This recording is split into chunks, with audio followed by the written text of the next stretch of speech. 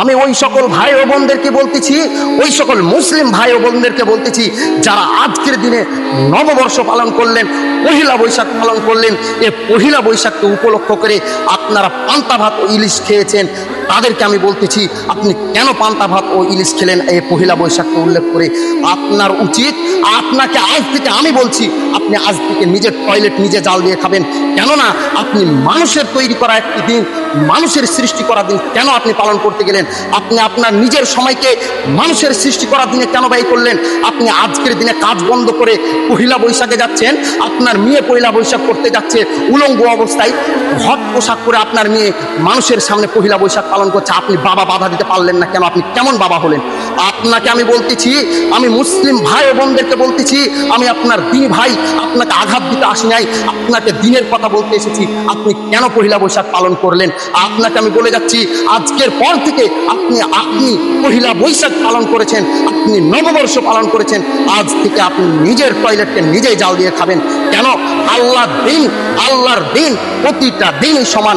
আল্লাহ সুবহানাহু ওয়া তাআলা মুসলিম জাতির জন্য এত সুন্দর দিনগুলো আনন্দ করে দিলেন, ওই দিনগুলো আপনি পালন করলেন না, ওই দিনগুলোতে আপনি কাজ দেখান কেন? ঈদুল ফিতর আছে, ওই দিনে আপনি নতুন পোশাক পরতে পারলেন না, আনন্দ ফুর্তি করতে পারলেন না। ঈদুল আজহার আছে, ওই দিনগুলোতে আপনি আনন্দ ফুর্তি করতে পারলেন না, নতুন পোশাক পরতে পারলেন না।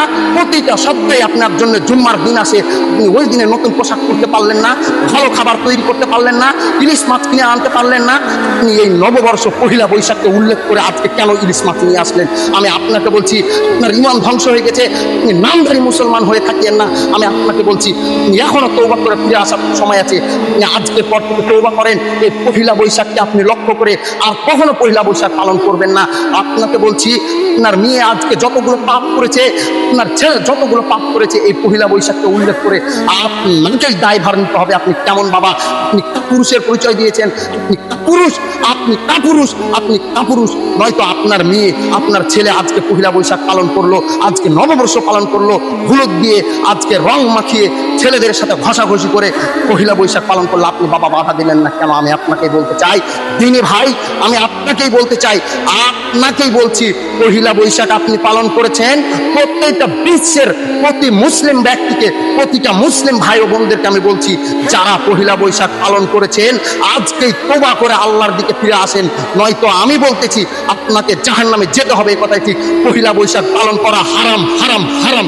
আমার এ কথাকে কেউ কোনোদিন উল্টে দিতে পারবে না। আমি এটাই ঠিক, যদি আপনি পহিলা বৈশাখকে প্রাধান্য দেন, তাহলে আমি আপনাকে বলে গেলাম, আপনি নিজের টয়লেটকে নিজে জাল দিয়ে খাবেন।